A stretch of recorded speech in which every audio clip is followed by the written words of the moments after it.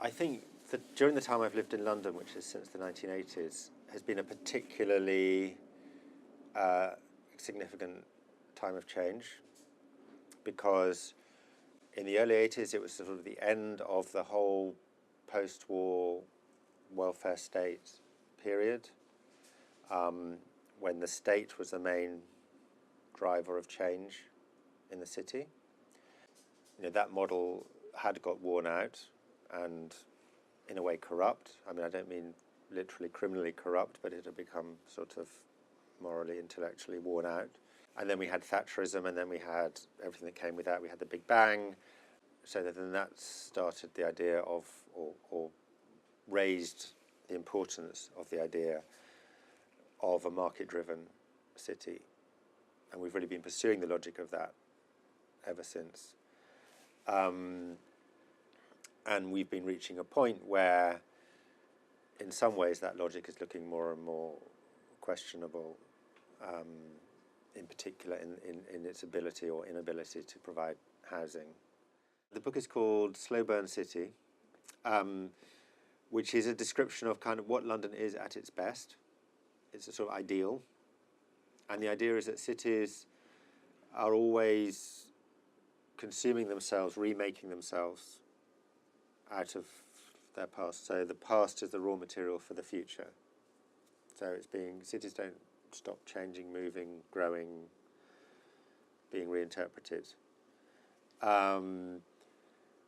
So that's the ideal, but being an ideal, it's never perfectly attained.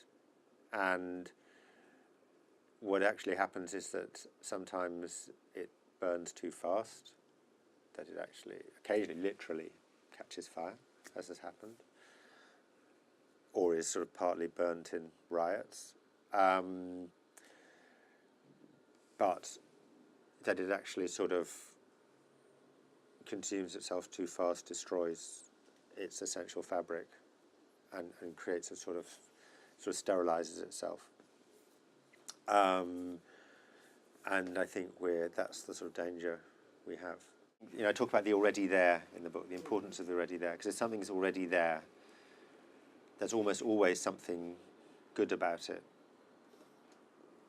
Not necessarily because it was brilliant when it was created, but just because life has been lived there, because it creates opportunities, because a kind of sort of little ecosystem has grown up around it.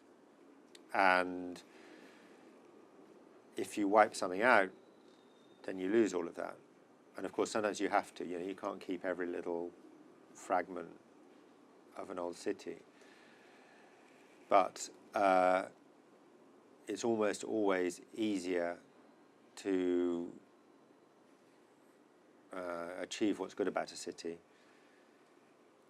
if it grows from what's already there, rather than you simply eliminate it and try and start again. Because the world is full of sort of notorious examples of people trying to build a city from nothing, from a blank sheet of paper, or a part of a city from a blank sheet of paper, and it's really hard to do. It almost never works.